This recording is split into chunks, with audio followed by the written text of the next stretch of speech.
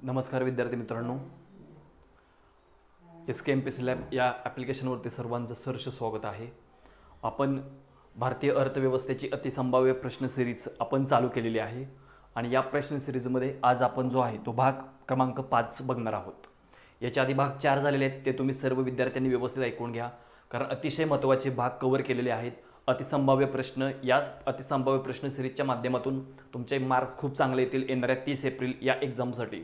त्यामुळे जास्तीत जास्त विद्यार्थ्यांपर्यंत लेक्चरची लिंक शेअर करा. सर्वांनी लेक्चरला लाईक आणि चॅनलला सबस्क्राईब करायला अजिबात विसरू नका. पुनश्च एकदा तुमचं SKMPC लॅब या चॅनलवरती सर्वांचं सहर्ष स्वागत आहे. सर्वांनी SKMPC लॅब या नावाचं ॲप्लिकेशनसुद्धा डाउनलोड करा आणि तुमच्या सर्व मित्रमैत्रिणी जे आहेत त्यांना या ॲप्लिकेशनबद्दल, या लेक्चर सिरीजबद्दल सांगायचं आहे. अतिशय महत्त्वपूर्ण लेक्चर, नक्कीच तुम्हाला या लेक्चरचे अतिशय फायदे होणार आहेत. बरेच टॉपिक आपण कव्हर केलेत पहिल्या 4 भागामध्ये. एक्झाम होईपर्यंत आपण 20 एक आपले भाग कव्हर होतील. तोपर्यंत सर्वांनी वारंवार हे लेक्चर ऐकायचे आहेत. इकॉनॉमिक्सचा खूप चांगल्या प्रकारे तुमच्या संकल्पना, फॅक्च्युअल डेटा असेल, करंट संदर्भात ज्या काही घडामोडी असतील त्या या ठिकाणी पूर्णपणे व्यवस्थित करून दिलेल्या आहेत. त्यामुळे जास्तीत जास्त विद्यार्थ्यांपर्यंत तुम्हाला या लेक्चरची लिंक शेअर करायची आहे. अतिसंभाव्य प्रश्न सिरीज भाग 5 आपण बघणार आहोत. चला तर मग आपण आपला प्रश्न क्रमांक पहिला बघूयात. याच्यामध्ये प्रश्न पहिला आहे, बरोबर चूक खाली पर्यायामध्येच या ठिकाणी दिलेला आहे. GDP मध्ये भारताच्या सीमांतर्गत भागात भारतीय तसेच परकीय, इथे बघा काय दिलेलं आहे, भारतीय तसेच परकीय नागरिकांचे उत्पन्न मोजले जाते. GDP मुळे अर्थव्यवस्थेचे संख्यात्मक गुणात्मक आकलन होत असते, असा हा प्रश्न आहे. पर्याय उत्तर दिलेत. पहिला पर्याय आहे फक्त पर्याय क्रमांक म्हणजे A बरोबर आहे, B बरोबर आहे, दोन्ही बरोबर आणि दोन्ही चूक, अशा टाईपचा हा प्रश्न आहे. अतिशय सोपा प्रश्न आहे. GDPचा विचार केला तर देशाच्या सीमांतर्गत भागामध्ये सर्व उत्पादन संस्थांनी उत्पादित केलेल्या वस्तू आणि सेवा यांचे पैशातील अंतिम मूल्य म्हणजे ग्रॉस डोमेस्टिक प्रोडक्ट. यामध्ये सगळ्यात महत्त्वाचा पार्ट म्हणजे सीमांतर्गत भाग विचारात घेतला जातो. ओके, सीमांतर्गत भाग विचारात घेतला जातो. सेकंड, अंतिम किंमत विचारात घेतली जाते. म्हणजे प्रत्येक स्टेपला वस्तू आणि सेवांची किंमत मोजली जात नाही, तर अंतिम किंमत यामध्ये विचारात घेतली जाते. अंतिम किंमत म्हणजे काय? जर उदाहरणार्थ एखादी वस्तू तुम्ही विकत घेतली तर त्या वस्तूसाठी जे काही रॉ मटेरियल लागलं त्याचा विचार न करता फायनल जी गुड्स किंवा सर्व्हिसेस जी तयार होते त्याची अंतिम किंमत काय केली जाते, याच्यामध्ये विचारात घेतली जाते. GDP मुळे अर्थव्यवस्थेमध्ये संख्यात्मक आणि गुणात्मक आकलन होतं. आता B विधानाचा विचार केला तर हे विधान चुकीचं आहे, संख्यात्मक आकलन होणार आहे तुम्हाला. मग याच्यामध्ये जर विचार केला तर B विधान चुकीचं आहे आणि A विधान बरोबर आहे. त्यामुळे या प्रश्नाचं उत्तर आहे पर्याय क्रमांक 1. हे या प्रश्नाचं आन्सर आहे, करेक्ट आन्सर आहे पर्याय ऑप्शन क्रमांक 1. या प्रश्नाचा जर विचार केला तर याचा आन्सर तुम्हाला इकडे दिसेल. GDP मध्ये म्हणजे GDP म्हणजे काय तर gross domestic product. Gross domestic product, GDP म्हणजे ग्रॉस डोमेस्टिक प्रोडक्ट. देशाच्या सीमांतर्गत भागामध्ये सर्व उत्पादन संस्थांनी उत्पादित केलेल्या वस्तू व सेवा यांचे पैशातील अंतिम मूल्य म्हणजे ग्रॉस डोमेस्टिक प्रोडक्ट. GDPचा विचार केला ज्यावेळेला आपण GDP मधून घसारा मायनस करू म्हणजे डिप्रिशिएशन घसारा मायनस करू त्यावेळेला आपल्याला काय मिळतं तर NDP नेट डोमेस्टिक प्रोडक्ट, निव्वळ देशांतर्गत उत्पादन आपल्याला मिळत असतं. काय मिळतं? निव्वळ देशांतर्गत उत्पादन आपल्याला मिळतं. मग यामध्ये अजून एक काही महत्त्वाच्या कन्सेप्ट आहेत की GDP मोजण्याच्या एकूण पद्धती किती आहेत? 3 आहेत. एक आहे उत्पादन पद्धत, दुसरी आहे उत्पन्न पद्धत, उत्पादन, आणि तिसरी जी पद्धत आहे ती खर्च पद्धत. अशा एकूण 3 प्रकारामध्ये GDP काउंट केला जातो. म्हणजे 3 टाईपमध्ये उत्पन्न, उत्पादन आणि खर्च या 3 बाबींचा विचार याच्यामध्ये केला जात असतो. GDPच्या बाबतीमध्ये राष्ट्रीय उत्पन्न मोजण्याचा सर्वप्रथम प्रयत्न कोणी केला? या टॉपिकच्या बाबतीमध्ये ज्या काही महत्त्वाच्या संघटना वगैरे ज्या आहेत त्या देखील तुम्हाला माहीत असल्या पाहिजेत. मग याच्यामध्ये राष्ट्रीय उत्पन्न समितीवरती प्रश्न विचारलेला आहे मागच्या कंबाईनमध्ये. राष्ट्रीय उत्पन्न समिती, राष्ट्रीय उत्पन्न समितीचा विचार केला तर या समितीची जी काही स्थापना आहे ती 4 ऑगस्ट 1949 मध्ये करण्यात आली होती. याच्यामध्ये सदस्य 2 होते आणि एक अध्यक्ष, म्हणजे बहुसदस्य समिती आहे ही. हे होते PC मालनोबिस अध्यक्ष होते आणि 2 सदस्य धनंजयराव गाडगीळ आणि VK आर्वीराव हे याच्यामध्ये काय होते, 2 सदस्य होते. यांच्यावर देखील प्रश्न विचारला गेलाय आणि VK आर्वीराव यांना राष्ट्रीय लेखा प्रणालीचे जनक असे संबोधले जाते. राष्ट्रीय लेखा प्रणालीचे जनक VK आर्वीराव यांना काय केले जाते, संबोधले जाते. मग यामध्ये ह्या ज्या प्रश्नाचा सारांश आहे तो आपण बघितलेला आहे. या संदर्भात अजून एक कन्सेप्ट आहे ती म्हणजे कोणती तर ग्रीन GDP. ग्रीन जीडीपी पण तुम्हाला माहीत असली पाहिजे. ग्रीन जीडीपीचा जर विचार केला तर ग्रीन जीडीपी म्हणजे काय, तर यामध्ये उत्पन्न जे आहे म्हणजे जो काही पर्यावरणाची हानी होते ती मायनस केली जाते, त्याला काय म्हटलं जातं, ग्रीन जीडीपी असे त्याला संबोधले जात असते. हा पहिला प्रश्न आपण बघितला. या प्रश्नाचं अचूक उत्तर आहे ऑप्शन क्रमांक 1. ए विधान फक्त काय आहे या ठिकाणी बरोबर आहे, बी विधान जे आहे ते चुकीचं आहे. नेक्स्ट क्वेश्चन, राष्ट्रीय उत्पन्न समितीवरती इथे प्रश्न विचारलेला आहे. राष्ट्रीय उत्पन्न समिती खालीलपैकी कोणत्या शिफारसी केलेल्या आहेत. प्रश्न क्रमांक 2, दरडोई उत्पन्न जवळपास 246 रुपये असल्याचा अंदाज केला. दरडोई उत्पन्न कन्सेप्ट क्लिअर असले पाहिजे. दरडोई उत्पन्न म्हणजे काय. त्यानंतर उत्पन्न मोजताना निव्वळ उत्पादन पद्धत आणि दुसरं निव्वळ उत्पन्न पद्धत याचा वापर करण्यास शिफारस केली होती आणि NSSO आणि CSO ची स्थापना करावी असं त्यांनी सांगितलेलं होतं. आता हे तिन्ही पण लाईन अतिशय महत्त्वाचे आहेत. बऱ्यापैकी पहिल्या टॉपिकचा सारांश या 3 लाईनमध्ये तुम्हाला दिसून येतोय. याचा जर विचार केला, दरडोई उत्पन्न म्हणजे काय, टोटल राष्ट्रीय उत्पन्न डिवायडेड बाय लोकसंख्या, तिथून आपल्याला काय मिळतं, पर कॅपिटा इन्कम मिळत असतो आपल्याला, पर कॅपिटा इन्कम. उत्पादन पद्धत, उत्पन्न पद्धत आणि खर्च पद्धत ह्या राष्ट्रीय उत्पन्न मोजण्याच्या एकूण 3 पद्धती आहेत. उत्पन्न आणि उत्पादन याचा विचार केला तर उत्पादन हे बाजारभावाला आणि उत्पन्न हे लक्षात ठेवायचं घटक किमतीला काय केलं जातं या ठिकाणी काउंट केलं जात असतं. आणि NSSO आणि CSO ची स्थापना करावी असं राष्ट्रीय उत्पन्न समितीने सांगितलेलं आहे. तर या प्रश्नाचं अचूक जे उत्तर आहे ऑप्शन क्रमांक 4 हे या प्रश्नाचं अचूक उत्तर आहे. ऑप्शन क्रमांक 4 अतिशय महत्त्वाचा प्रश्न आहे. 246 रुपये अंदाज हे अगदी बरोबर आहे. मग याच्यामध्ये जर विचार केला तर राष्ट्रीय उत्पन्नाच्या बाबतीमध्ये नॅशनल सॅम्पल सर्वे याची जी स्थापना आहे ती 1950 मध्ये करण्यात आली होती. नॅशनल सॅम्पल सर्वे. त्यानंतर नॅशनल सॅम्पल सर्वे नंतर याचं रूपांतर जे आहे ते नॅशनल सॅम्पल सर्वे ऑफिस म्हणजे ऑर्गनायझेशन याच्यामध्ये 1970 मध्ये झालेलं होतं. नॅशनल सॅम्पल सर्वे ऑफिस याचा जर विचार केला नॅशनल सॅम्पल सर्वेचा तर यामध्ये एक सगळ्यात महत्त्वाची तरतूद आहे की यांच्या कार्यावरती यांचे फंक्शन्स तुमच्या तोंडपाठ असले पाहिजेत. राष्ट्रीय उत्पन्नाचं मोजमाप करणे, यामध्ये बेकारी, बेरोजगारी, दारिद्र्य यांच्या आकडेवारी असेल, काउंट करण्याचं काम हे जे आहे ते NSSO यांच्यामार्फत केलं जात असतं. तर CSOचा विचार केला, सेंट्रल स्टॅटिस्टिकल ऑर्गनायझेशन, आता ऑफिस म्हटलं जातं याला, याची स्थापना 1954 मध्ये, याचं कार्य चालू झालंय 1955 मध्ये.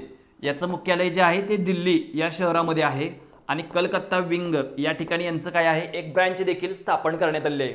यांची एक ब्रँच जी आहे ती कलकत्ता या ठिकाणी स्थापन करण्यात आली आहे. 246 रुपये लक्षात ठेवायचं आहे. दरडोई उत्पन्न जवळपास 246 रुपये सांगितलेलं होतं. राष्ट्रीय उत्पन्न मोजण्याच्या 3 पद्धती पाठच करून ठेवायच्या. प्रश्न विचारले जातात त्याच्यावरती. उत्पन्न पद्धत, उत्पादन पद्धत आणि खर्च पद्धत अतिशय महत्त्वाचा प्रश्न आहे. राष्ट्रीय उत्पन्न समितीच्या स्थापनेचा विचार केला मागच्याच क्वेश्चनमध्ये आपण बघितलंय 4 ऑगस्ट 1949 मध्ये. यामध्ये 1 अध्यक्ष आणि 2 सदस्य आणि यांनी आपला जो प्रथम अहवाल आहे तो 1951 मध्ये मांडलेला होता आणि अंतिम अहवाल 1954 मध्ये मांडलेला आहे. जे काही आयोगाकडून अपेक्षित आहे त्याच गोष्टी घेतोय, जास्त आपण पसारा घेत नाही या प्रश्नाच्या माध्यमातून. त्यामुळे या प्रश्नाचा उत्तराचा विचार केला तर पर्याय क्रमांक 4 तिन्हीच्या तिन्ही विधाने काय त्या ठिकाणी बरोबर आहेत. निव्वळ उत्पादन पद्धत आणि निव्वळ उत्पन्न पद्धत वापर करा असं राष्ट्रीय उत्पन्न समितीने काय केलं होतं या ठिकाणी सांगितलेलं होतं. अतिशय महत्त्वपूर्ण 2 प्रश्न आपण या ठिकाणी बघितलेले आहेत. हा प्रश्न क्रमांक पहिला, प्रश्न क्रमांक दुसरा. आता तिसरा प्रश्न बघणार आहे आपण. अतिशय महत्त्वाचा प्रश्न आहे, एकदम बेसिक प्रश्न विचारलेला आहे, 1 लाइनर प्रश्न आहे.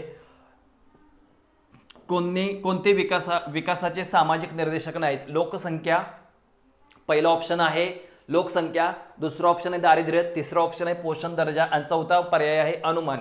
लोकसंख्येचा विचार केला तर हा सामाजिक निर्देशक आहे लक्षात ठेवायचं, पोषण दर्जा आणि आयुर्मान. कारण एखाद्या बाबतीमध्ये तुम्ही HDI काढा, ह्युमन डेव्हलपमेंट इंडेक्स HDI असेल, आरोग्य, शिक्षण, राहणीमान हे बेस विचारात घेतले जातात.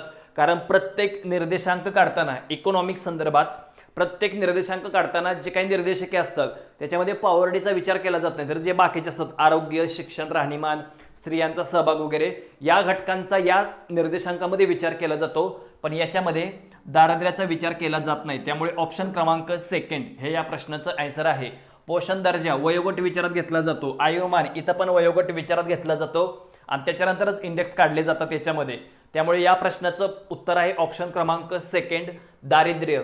ओके, प्रश्न अतिशय सोपा होता. सामाजिक निर्देशक नाहीत तर दारिद्र्य, पॉवर्टी टॉपिक आपल्याला देखील या खूप सारे प्रश्न आहेत या टॉपिक या आत्ताच्या पार्टमध्ये ते आपल्याला बघायचे आहेत. खालीलपैकी कोणता निर्देशांक 2010 पासून काढला जातो? 2010 पासून काढला जातो. खूप सारे निर्देशांक आहेत. तुम्हाला इकॉनॉमिक्समध्ये HDI असेल, ह्युमन डेव्हलपमेंट इंडेक्स, त्यानंतर MPI multi dimensional poverty index असेल, त्यानंतर डुईंग बिझनेस असेल, हे सगळे इंडेक्स तुम्हाला व्यवस्थित करून ठेवायचे आहेत, ज्याच्यावरती प्रश्न विचारले जातात. लक्षात ठेवायचे. मानव विकास निर्देशांक, बहुआयामी दारिद्र्य निर्देशांक, व्यवसाय संदर्भात डुईंग बिझनेस लक्षात ठेवायचा आहे, हा एक निर्देशांक असेल. त्यानंतर बाकीचे जे खूप सारे इंडेक्स आहेत याच्यामध्ये जागतिक आनंदी अहवाल असेल, शांतता निर्देशांक असेल, त्यानंतर बाकीचे जे काही इंडेक्स आहेत, ग्लोबल हंगर इंडेक्स, हे 4 इंडेक्सवरती हमखास प्रश्न विचारले जातात. हे 4 इंडेक्स तुम्हाला व्यवस्थित करून ठेवायचे आहेत. पहिला ऑप्शन दिलाय मानव विकास, दुसरा ऑप्शन दिलाय लिंग सबलीकरण, तिसरा ऑप्शन दिलाय बहुआयामी दारिद्र्य निर्देशांक आणि चौथा ऑप्शन दिलाय मानवी दारिद्र्य. तर या प्रश्नाचं अचूक उत्तर आहे पर्याय क्रमांक 3, बहुआयामी दारिद्र्य निर्देशांक. यालाच मल्टी डायमेन्शनल पॉवर्टी इंडेक्स असे म्हटले जाते. याचं सुरुवातीचं नाव 1997 मध्ये जर विचार केला तर HPI होतं, ह्युमन पॉवर्टी इंडेक्स, आणि याचं रूपांतर नंतर MPI मध्ये झालं 2010 मध्ये, मल्टी डायमेन्शनल पॉवर्टी इंडेक्स असं त्याला संबोधलं जातं. मल्टी डायमेन्शनल पॉवर्टी इंडेक्स, बहुआयामी दारिद्र्य निर्देशांक. या बहुआयामी दारिद्र्य निर्देशांकाचा विचार केला तर याच्यामध्ये 3 घटक विचारात घेतले जात असतात. एक आहे आरोग्य, दुसरा आहे शिक्षण आणि तिसरा आहे राहणीमान. या 3 बाबींचा विचार करून तो इंडेक्स काढला जातो. आणि सेम हे जे आहेत ते HDI बाबतीत तुम्हाला लक्षात ठेवायचे आहे. हे जे सेम आहेत, मानव विकास निर्देशांकाच्या बाबतीमध्ये भारत आता 132व्या क्रमांकावर आहे. आरोग्य, शिक्षण आणि राहणीमान या 3 बेसचा वापर करूनच काय केला जातो, हा जो इंडेक्स आहे तो काय केला जातो, प्रत्येक वर्षी काउंट केला जात असतो. मानव विकास निर्देशांक बहुआयामी असेल, त्याच्यानंतर ग्लोबल हंगर इंडेक्स 2006 पासून काढला जातो. 2006 पासून ग्लोबल हंगर इंडेक्स. जागतिक भूक निर्देशांक, याच्यामध्ये बालमृत्यू दर असेल, ह्या बऱ्याच गोष्टी ज्या आहेत त्या विचारात घेऊन काय केला जातो, प्रत्येक वर्षी हा इंडेक्स काउंट केला जात असतो. इंडेक्सचा अभ्यास करंट बेसवरती तुम्हाला करायचा आहे. प्रत्येक घटकाचा अभ्यास यावरती प्रश्न विचारले जातात. त्यानंतर नेक्स्ट क्वेश्चन आहे लकडावाला समितीच्या बाबतीमध्ये, म्हणजे पॉवर्टी टॉपिक अतिशय महत्त्वाचा आहे. लकडावाला समिती तिने दारिद्र्य रेषेसंदर्भात विचारात घेतलेल्या गोष्टी कोणत्या होत्या? यामध्ये पहिला ऑप्शन आहे दारिद्र्य रेषेची व्याख्या केली नाही, दुसरा ऑप्शन आहे अलग कार्यगटाच्या शिफारसी त्यांनी स्वीकारल्या, आणि तिसरा आहे लक्षात ठेवायचं त्यांनी URPचा वापर केलेला आहे. या लकडावाला समितीचा विचार केला तर या समितीची स्थापना 1989 मध्ये झालेली आहे. आणि या समितीने आपला अहवाल 1993 मध्ये, साल लक्षात ठेवायचे, अहवाल कधी मांडला लक्षात ठेवायचं, आणि अहवाल जो आहे म्हणजे अहवाल स्थापना केव्हा झाली, त्या समितीने अहवाल केव्हा मांडला हे लक्षात ठेवायचंय. आता यांनी जे आहे पहिला ऑप्शन आहे तो बरोबर आहे, दारिद्र्याची व्याख्या केली नाही, अलग कार्यगटाच्या शिफारसी स्वीकारल्या. सेम अलग कार्यगटाने ग्रामीण भागासाठी 2400 कॅलरीज आणि शहरी भागासाठी 2100 कॅलरीज मूल्य काय केलं होतं, या ठिकाणी त्यांनी सांगितलेलं होतं. 2400 कॅलरीज आणि 2100 कॅलरीज मूल्य सांगितलेलं होतं. यांनी URPचा वापर केलाय, युनिफॉर्म रिकॉल पिरियड्स, म्हणजेच यामध्ये किती दिवसाच्या वस्तू, 30 दिवसांच्या वस्तूंचा याच्यामध्ये त्यांनी विचार केलेला आहे. हे देखील तुम्हाला इथे लक्षात ठेवायचं आहे. त्यामुळे या प्रश्नाचं अचूक उत्तर आहे ऑप्शन क्रमांक 4. हे लक्षात ठेवायचं तुम्हाला. दारिद्र्य म्हणजे जीवनाच्या किमान मूलभूत गरजा असतील, अन्न, वस्त्र, निवारा, आरोग्य आणि शिक्षण, जर तुम्हाला त्या पूर्ण करता येत नसतील तर तुम्ही बिलो पॉवर्टी लाईन असणारे. बिलो पॉवर्टी लाईनचा विचार केला तर त्यालाच आपण मराठीमध्ये दारिद्र्य रेषेच्या खाली असे त्याला संबोधले जाते. ग्रामीण भागासाठी 2400 कॅलरीज आणि शहरी भागाचा विचार केला तर 2100 कॅलरीज मूल्याची काय असते, आवश्यकता असते. यामध्ये युनिक ज्या बाबी आहेत त्या रंगराजन समितीने सांगितलेले आहेत, ते पुढे आपण नेक्स्ट क्वेश्चनमध्ये बघणारच आहे. मग त्या संदर्भात जर विचार केला, URP, MRP आणि MMRPचा वापर कोणी केलाय दारिद्र्य रेषेचा अभ्यास करताना, यामध्ये तुम्हाला मल्टी डायमेन्शनल पॉवर्टी इंडेक्स वगैरे जे आहेत, त्यानंतर ग्लोबल हंगर इंडेक्स, हे इंडेक्स तुम्हाला दारिद्र्य या टॉपिकच्या बाबतीमध्ये माहीतच असले पाहिजे. त्याचा अभ्यास जो आहे तो खूप डीपमध्ये तुम्हाला करायचा आहे. मग यामध्ये ज्या काही महत्त्वाच्या तरतुदी आहेत त्या म्हणजे कोणकोणत्या, तर दारिद्र्य रेषेची व्याख्या केली नाही, पण त्याची व्याख्या काय, तर जीवनाच्या किमान मूलभूत गरजा, अन्न, वस्त्र, निवारा, आरोग्य आणि शिक्षण, या जर तुम्हाला पूर्ण करता येत नसतील तर तुम्ही बिलो पॉवर्टी लाईन असणार आहे. म्हणजेच तुम्हाला ग्रामीण भागामध्ये जर तुम्ही असाल तर 2400 कॅलरीज आणि शहरी भागामध्ये जर असाल तर तुम्हाला 2100 कॅलरीज मूल्याची काय असते, या ठिकाणी आवश्यकता असते. अलग कार्यगट याच्या शिफारसी सेम ॲज इट इज ज्या केल्यात ॲक्सेप्ट, त्या कोणी केलेले आहेत, लकडावाला समितीने केलेत. लकडावाला समितीची स्थापना 1989 आणि 1993 मध्ये या समितीने आपला अहवाल सादर केलेला होता. त्यानंतर URP मध्ये 30 दिवस, MRPचा विचार केला, मिक्स्ड रिकॉल पिरियड्स असेल आणि mixed modified mixed recall periods, ह्याचं लक्षात ठेवायचं आहे, MRPचा वापर जो आहे तेंडुलकर समितीने, MMRPचा वापर जो आहे तो रंगराजन समितीने केला होता. कोणत्या समितीने केलेला होता? रंगराजन समितीने केलेला होता. रंगराजन समितीचा विचार केला तर त्या समितीची स्थापना 2012 मध्ये आणि 2014 मध्ये आपला अहवाल मांडलेला आहे. तेंडुलकर समितीची स्थापना 2005 मध्ये आणि 2009 मध्ये या समितीने काय केलं होतं? आपला अहवाल मांडला होता. अहवालामध्ये ज्या काही गोष्टी सांगितल्यात त्या तुम्हाला खूप व्यवस्थितरित्या करायच्या आहेत. ओके, अतिशय महत्त्वपूर्ण प्रश्न आहे. या प्रश्नाचं उत्तर आहे ऑप्शन क्रमांक सेकंड. आतापर्यंत जे काही महत्त्वाचे प्रश्न बघितलेले आहेत आपण ते लक्षात घ्या आणि या प्रश्नांचा अभ्यास तुम्ही वारंवार करा, कारण खूप आयोगाच्या बेसवरती सगळ्या गोष्टी आपण काय केल्या त्या ठिकाणी कव्हर करत आणलेल्या आहेत. त्यामुळे वारंवार तुम्हाला या सर्व गोष्टी व्यवस्थित बघायच्या आहेत. मग याच्यामध्ये ह्या 5 प्रश्नांचं स्पष्टीकरण आता आपण घेतलेलं आहे.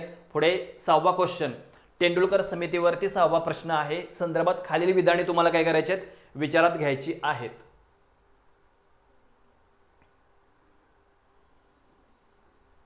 अतिशय महत्त्वपूर्ण समिती.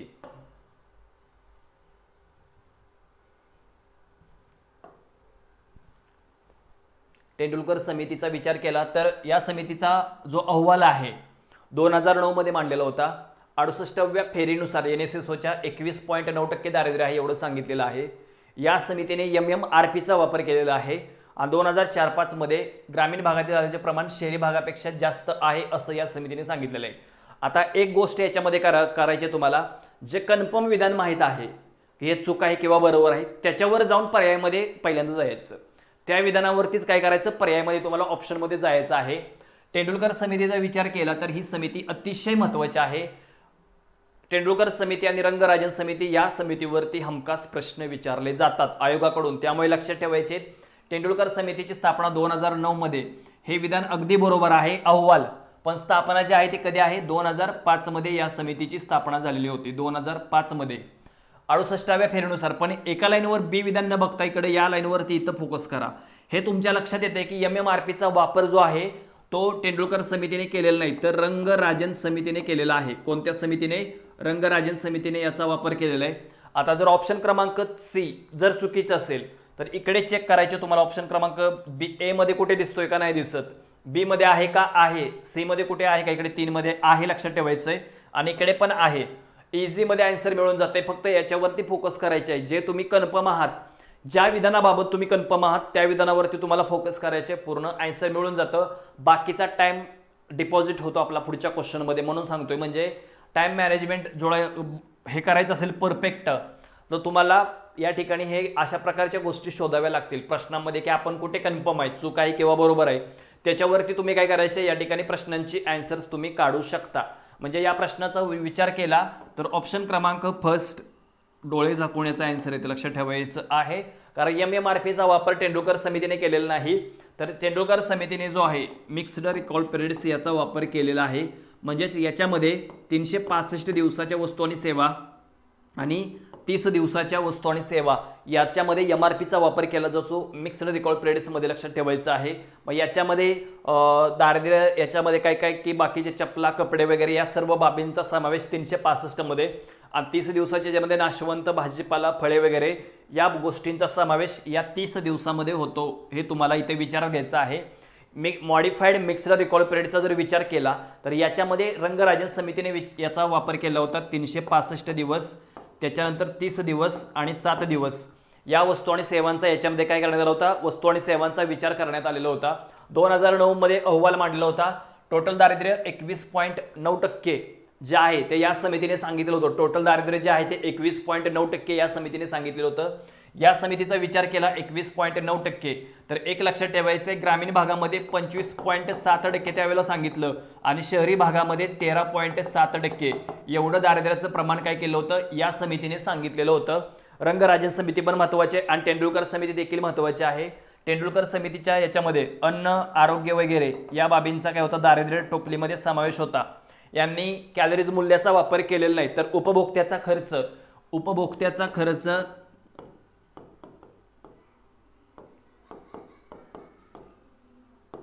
या बाबींचा विचार जो आहे तो तेंडुलकर समितीने काय केलेला आहे? आपल्या दारिद्र्यरेषेच्या अहवालामध्ये मांडलेला होता, सांगितलेलं होतं. हे तुम्हाला या प्रश्नाच्या बाबतीमध्ये विचारात घ्यायचे अतिशय महत्त्वपूर्ण प्रश्न आहे. वारंवार याच्यावरती प्रश्न विचारले गेलेले आहेत. या प्रश्नाचं अचूक उत्तर आहे ऑप्शन क्रमांक 1 ए, बी आणि डी. सर्व विधाने बरोबर आहेत. ग्रामीण भागातील दारिद्र्याच्या प्रमाणापेक्षा शहरी भागातील दारिद्र्य जास्त दाखवलेले होते 4-5 मध्ये या समितीने. पण नंतर जर विचार केला तर या समितीच्या बाबतीमध्ये ग्रामीण भागामध्ये दारिद्र्याचं प्रमाण जास्त आहे असं देखील सांगितलेलं आहे. 816 रुपये उपभोक्त्याचा खर्च 2011-12 मध्ये ग्रामीण भागासाठी आणि शहरी भागासाठी 1000 रुपये या समितीने काय केलं होतं सांगितलेलं होतं. पुढे सिक्वेन्सने एक एक समिती येते त्यामुळे तुमचा टॉपिक या ठिकाणी व्यवस्थित कव्हर होत आहे.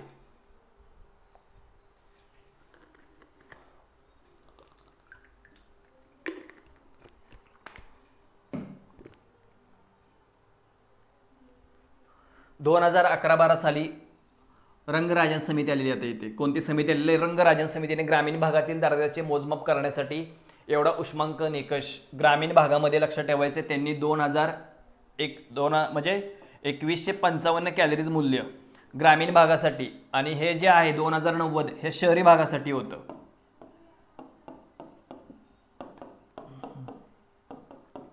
हे शहरी भागासाठी आणि हे जे आहे हे कोणत्या भागासाठी होतं? ग्रामीण भागासाठी होतं. ग्रामीण भाग आणि हे शहरी भागासाठी होतं. रंगराजन समितीचा विचार केला तर याबाबतच्या बेसिक सगळे इन्फॉर्मेशन तुम्हाला माहीत असली पाहिजे. आसपासच्या ज्या काही गोष्टी आहेत त्या सर्वच्या सर्व तुम्हाला माहीत असल्या पाहिजेत. या समितीची रंगराजन समितीची स्थापना जी आहे ती 2012 मध्ये झालेली आहे. 2012 मध्ये आणि 2014 मध्ये या समितीने आपला अहवाल मांडलेला होता. कधी? 2014 मध्ये.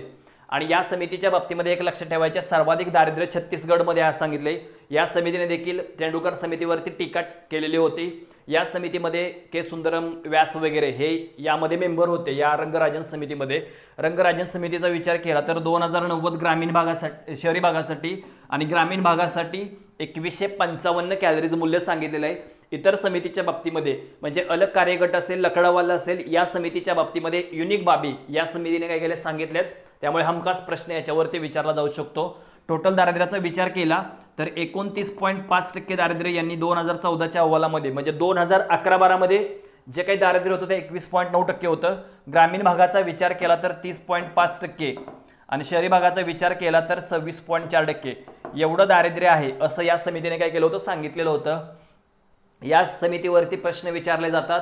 स्थापना आहे 2012 मध्ये, अहवाल सादर केलाय 2014 मध्ये. या समितीमध्ये ज्या काही महत्त्वाच्या तरतुदी होत्या त्या आपण बघितलेल्या आहेत. या समितीने मॉडिफाईड मिक्स्ड रिकॉल पिरियड्स याचा वापर केलाय म्हणजे 365 दिवस, 7 दिवस आणि 30 दिवस. ओव्हरऑल सर्वच जीवनावश्यक ज्या काही वस्तू आहेत त्या सर्वच वस्तू गटात यामध्ये विचार केलेला आहे. नॅशनल सॅम्पल सर्व्हे 68 फेरी लक्षात ठेवायचं. नॅशनल सॅम्पल सर्व्हे ऑफिस याची स्थापना 1950-1970 मध्ये पुनर्रचना झालेली होती याची. मगाशीच आपण पहिल्या क्वेश्चनमध्ये ह्या ज्या घडामोडी आहेत त्या व्यवस्थितरित्या काय केलं आपण बघितलेले आहेत. ओके, या चॅनलच्या माध्यमातून खूप चांगले तुमचे मार्क्स येणार आहेत. जास्तीत जास्त विद्यार्थ्यांपर्यंत लिंक शेअर करा. सर्व विद्यार्थ्यांनी चॅनलला सबस्क्राईब करायचं आहे. ॲप्लिकेशन जे आहे आपलं SK MPSC लॅब नावाचं डाउनलोड करा. त्याच्यामध्ये सर्व प्रकारच्या नोट्स असतील, हस्तलिखित नोट्स असतील, प्रिंटेड नोट्स असतील, सर्व नोट्स त्याच्यामध्ये तुम्हाला उपलब्ध करून देण्यात आलेले आहेत. यानंतर डॅश या समितीने ग्रामीण भागापेक्षा दारिद्र्याचं प्रमाण हे शहरी भागामध्ये जास्त आहे. म्हणजे ग्रामीण दारिद्र्याचं प्रमाण शहरी भागातील दारिद्र्यापेक्षा कमी असतं. म्हणजे शहरी भागामध्ये दारिद्र्य जास्त आणि ग्रामीण भागामध्ये दारिद्र्य कमी असं दांडेकर व नीलकंठ या समितीने सांगितलेलं आहे. ओके, पर्याय क्रमांक 3 हे या प्रश्नाचं आन्सर आहे. ऑप्शन क्रमांक 3 हे या प्रश्नाचं उत्तर आहे. तेंडुलकर समिती PD ओझा समितीवर प्रश्न विचारला जातो. 2250 कॅलरीज मूल्य जे आहे ॲज इट इज दोन्ही समित्यांनी सेम सांगितलंय. रंगराजन समिती, दांडेकर रथ समितीने आणि PD ओझा समिती या दोन्ही समित्यांनी हे जे होतं या बाबी काय केल्यात या ठिकाणी सेम टू सेम या ठिकाणी सांगितलेले आहेत. समिती अतिशय महत्त्वाची आहे. यावरती प्रश्न विचारले जातात. PD ओझा समिती, दांडेकर व रथ यांनी 1971 मध्ये पॉवर्टी इन इंडिया हा ग्रंथ देखील लिहिला होता. दांडेकर वर नीलकंठ रथ या समितीने सांगितलेलं होतं सर्वात महत्त्वाची तरतूद म्हणजे कोणती तर ग्रामीण भागामध्ये शहरी भागापेक्षा दारिद्र्याचं प्रमाण कमी आहे. याचाच अर्थ काय तर दारिद्र्याचं प्रमाण शहरी भागामध्ये जास्त आणि ग्रामीण भागामध्ये तुलनेत काय आहे कमी दारिद्र्य आहे असं या दांडेकर व नीलकंठ रथ या समितीने सांगितलेलं होतं.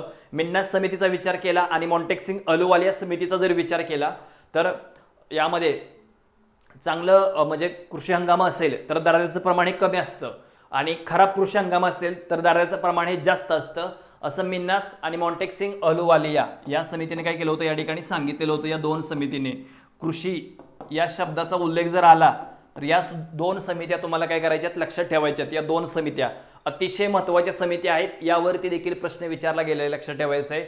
ज्या ज्या समितीनं आता राज्यसेवेला पीडी होतं समितीवर 2009ला प्रश्न होता. दांडेकर व नीलकंठरथ याच्यावर प्रश्न विचारला जातो, किंवा कंबाईन म्हणजे नॉर्मल प्रश्न विचारला जाणार की खालीलपैकी दारिद्र्याचं मोजमाप खालीलपैकी कोणकोणत्या समितीने केलेलं आहे. ओके, ॲज इट इज म्हणजे असे प्रश्न सेम टू सेम कधी कधी पडू शकतात. त्यामुळे PYQचं प्रॅक्टिस करा. PYQच्या सर्व सेशन आपण घेतलेत, वारंवार ते तुम्हाला आपल्या SKMPSC लॅब या चॅनलवरती जाऊन ते बघायचे आहेत. ओके, या प्रश्नाचं अचूक उत्तर आहे ऑप्शन क्रमांक 2 दांडेकर आणि नीलकंठरथ समिती. पर्याय क्रमांक 3 हे या प्रश्नाचं आन्सर आहे. पुढे बघायचे, खालीलपैकी कोणती बेरोजगारी भारतामध्ये आढळते. बेरोजगारी म्हणजे काय, ह्या आधी तुम्हाला डेफिनेशन माहित असली पाहिजे. बेरोजगारी म्हणजे काय, अनएम्प्लॉयमेंट.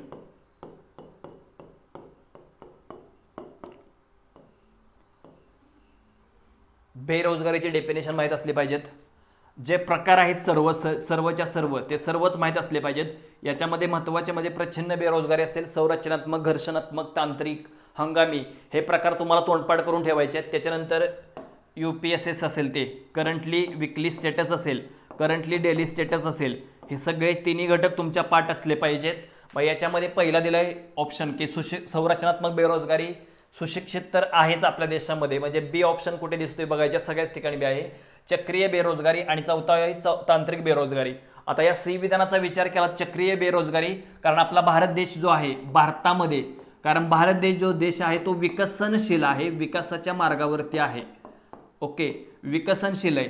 पण ही जी बेरोजगारी आढळते ना, ती विकसित देशामध्ये आढळते. उदाहरणार्थ अमेरिकेमध्ये तेजीमंदीच्या कालावधीमध्ये जी बेरोजगारी दिसून येते त्याला चक्रीय बेरोजगारी असे म्हटले जाते. त्यामुळे ऑप्शन कट होतो. पर्याय क्रमांक C कुठे कुठे आहे चेक करा, लक्षात ठेवायचं, त्याच्यातून आन्सर मिळतं. इकडे C आहे, इथे C आहे, हे कट झाले, लक्षात ठेवायचं. ABD ऑप्शन क्रमांक 2 या प्रश्नाचा आन्सर येत आहे, कारण तांत्रिक बेरोजगारी देखील आपल्या भारतामध्ये आढळत असते. संरचनात्मक बेरोजगारी म्हणजे उत्पादन क्षमतेच्या कमतरतेमुळे जी बेरोजगारी निर्माण होते त्याला संरचनात्मक बेरोजगारी असे संबोधले जाते. सुशिक्षित बेरोजगारी म्हणजे काय, तर सुशिक्षित बेरोजगारी म्हणजे आपण ज्यावेळेला शिकलोय पण मात्र आपल्याला जॉब मिळत नसेल तर त्याला सुशिक्षित बेरोजगारी. आणि तांत्रिक म्हणजे तंत्रज्ञानामध्ये झालेला बदल. तंत्रज्ञानाच्या बदलामुळे जी काही बेरोजगारी आपल्या देशामध्ये निर्माण होते त्याला काय म्हटलं जातं या ठिकाणी, तांत्रिक बेरोजगारी. याच्यावर ग्रुप C 2021 मध्ये आयोगाने प्रश्न विचारलेला होता. 2021 मध्ये ग्रुप C च्या एक्झाम मध्ये याच्यावरती 2022 ला प्रश्न होता तांत्रिक बेरोजगारीचा. जर विचार केला तांत्रिक बेरोजगारी म्हणजे काय, तर ज्या वेळेला आपली या ठिकाणी तांत्रिक बेरोजगारी म्हणजे काय, तर तंत्रज्ञानामध्ये बदल झाल्यामुळे जे जुने लोक असतात त्यांना कामावरून कमी केलं जातं आणि नवीन तंत्रज्ञान हाताळणाऱ्या लोकांना, नवीन लोकांना कामावरती आणलं जातं. त्याला तांत्रिक बेरोजगारी असं म्हटलं जातं. घर्षणात्मक बेरोजगारी म्हणजे काय, ऐच्छिकरित्या बेरोजगार असणे, त्याला घर्षणात्मक बेरोजगारी असे म्हटले जाते. आणि त्यानंतर छुपी बेरोजगारी म्हणजे त्याची सीमांत उत्पादकता जी आहे ती काय असते, 0 असते. सीमांत उत्पादकता म्हणजेच मार्जिनल प्रोडक्टिव्हिटी ज्याची 0 असते त्याला काय म्हटलं जातं, छुपी बेरोजगारी किंवा प्रचंड बेरोजगारी. अशा प्रकारची बेरोजगारी जी आहे ती तुम्हाला कुठे दिसून येते, शेती क्षेत्रामध्ये दिसून येते. त्याला प्रचंड किंवा अदृश्य किंवा छुपी बेरोजगारी असे म्हटले जाते. मग या ती सीमांत उत्पादकता 0 असते. कुठल्या सेक्टरमध्ये आढळते, तर शेती. 2 लोक काम करू शकतात, पण जर तिथे एक्स्ट्रा 2 लोक गुंतलेत म्हणजे टोटल 4 लोक, तर लक्षात ठेवायचे त्यांची जी सीमांत उत्पादकता असते ती 0 असते. कारण इतर दोघांना जरी त्या कामावरून कमी केलं तर त्या कामावर कोणत्याही प्रकारचा परिणाम होत नाही. त्याला काय म्हटलं जातं या ठिकाणी, छुपी बेरोजगारी असं संबोधले जाते. आणि हंगामी बेरोजगारी म्हणजे काय, तर एका ठराविक सीझनमध्येच तुम्हाला जॉब उपलब्ध असतो. हंगामी बेरोजगारी म्हणजे एका ठराविक सीझनमध्येच तुम्हाला रोजगार उपलब्ध असतो, अदर सीझनमध्ये तुम्हाला जॉब मिळत नाही, रोजगार मिळत नाही. त्याला सिझनेबल अनएम्प्लॉयमेंट असे काय केले जाते या ठिकाणी संबोधले जात असते. अतिशय महत्त्वाचा प्रश्न आहे, पूर्णपणे बऱ्यापैकी अख्खा टॉपिक कव्हर होतोय आपला एका प्रश्नाच्या एका ऑप्शनच्या माध्यमातून. करंटली विकली स्टेटस, डेली स्टेटस म्हणजे किमान 4 तास, किमान रोज लक्षात ठेवायचं म्हणजे 7 दिवसातील कोणत्या दिवशी 1 तास. अलग लक्षात, हे तुम्हाला काय करायचं इथे लक्षात ठेवायचं. या टॉपिकच्या बाबतीमध्ये अनएम्प्लॉयमेंट टॉपिक अतिशय महत्त्वाचा टॉपिक आहे. पुढे संरचनात्मक बेरोजगारीची कारणे आहेत. वाढते नागरीकरण, शिक्षणाचा अभाव असेल, त्यानंतर औद्योगिक वृद्धी दर कमी असेल आणि श्रमशक्तीमध्ये घट. ओके, आता इथे विचार केला संरचनात्मक बेरोजगारी, वाढते नागरीकरण, उत्पादन क्षमतेची कमतरता निर्माण होते, उत्पादन क्षमतेची कमतरता निर्माण होते, उत्पादन क्षमतेची कमतरता निर्माण होते. तर या प्रश्नाचं अचूक उत्तर आहे, लवकरात लवकर सांगा चला, वाढते नागरीकरण, उत्पादन क्षमतेच्या कमतरतेमुळे जी बेरोजगार निर्माण होते त्याला संरचनात्मक बेरोजगारी असे म्हटले जाते. या प्रश्नाचं अचूक उत्तर आहे ऑप्शन क्रमांक 1. ओके, अचूक उत्तर आहे ऑप्शन क्रमांक 1. शिक्षणाचा अभाव असेल म्हणजे उत्पादन क्षमतेची कमतरता आहे तुमच्याकडे. ह्या बाबी तुम्हाला काय करायच्यात या टॉपिकच्या बाबतीमध्ये लक्षात ठेवायच्या आहेत. अतिशय महत्त्वाचा प्रश्न आहे.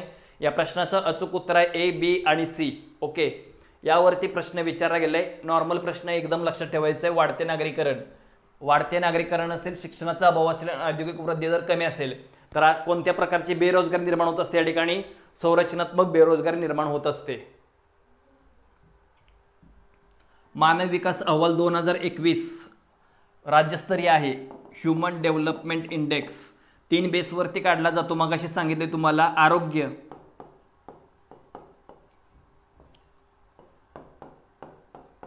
त्यानंतर आहे शिक्षण आणि तिसरा आहे राहणीमान. या 3 बाबींचा विचार करून मानव विकास ह्युमन डेव्हलपमेंट इंडेक्स जो आहे तो काय केला जातो? या ठिकाणी काउंट केला जात असतो. भारताचा विचार केला तर रिसेंटली भारत जो आहे तो आता 132व्या क्रमांकावर आहे.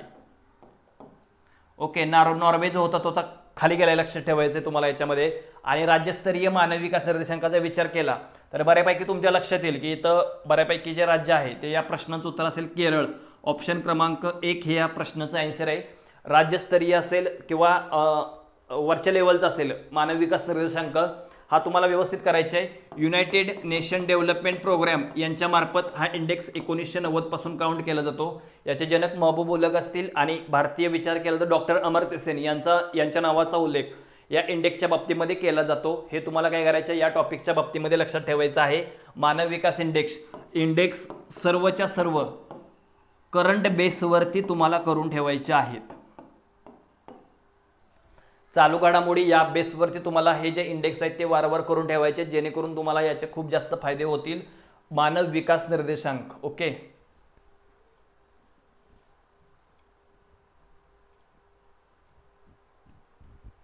शेवटचे 3 प्रश्न बाकी आहेत. 2015 साली पनगारिया यांच्या अध्यक्षतेखाली दारिद्र्य मापनासाठी कृती दल नेमला. त्यांच्याकडे कोणते कार्य देण्यात आले होते? दारिद्र्य निर्मूलनासाठी आराखडा तयार करणे, दारिद्र्य मोजण्यासाठी नवीन दारिद्र्य सुचवणे, दारिद्र्याचे नव्याने व्याख्या करणे, हे याच्यामध्ये सांगितलेलं आहे. पनगारिया कार्यगट लक्षात ठेवायचं आहे. हे जे होते पनगारिया हे उपाध्यक्ष होते नीती आयोगाचे. Arvind Panagariya, national institution for transforming India.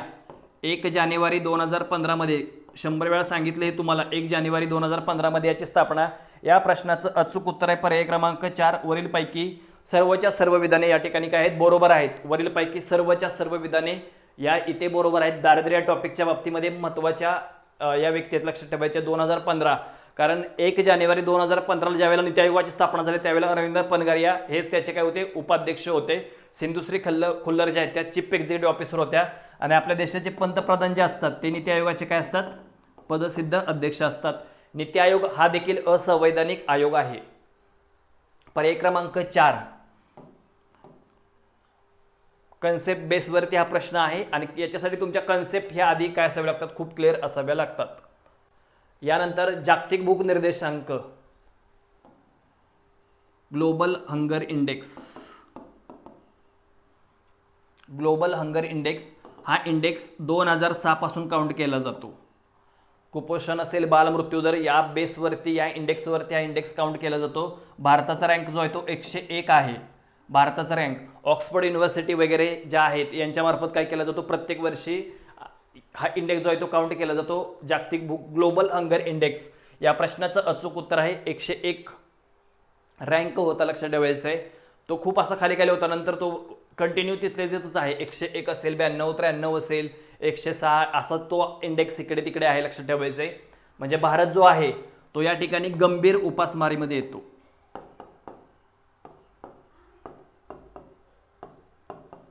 गंभीर उपासमारीमध्ये भारताचा काय होत असतो? या ठिकाणी समावेश होत असतो. एकदम नॉर्मल प्रश्न आहेत शेवटच्या टप्प्यामध्ये, थोडं आपण स्पीडमध्ये घेतलंय. सेबीला वैधानिक दर्जा देण्यात आलेला आहे. Security exchange board of India, security exchange board of India, सेबीची स्थापना जी आहे ती JS पटेल समितीच्या शिफारसीनुसार झाली होती. SEBI, security exchange board of India, सेबीची स्थापना JS पटेल समितीच्या शिफारसीनुसार करण्यात आली होती आणि याला 1992 मध्ये वैधानिक दर्जा देण्यात आला आहे. 1988 मध्ये स्थापना आहे.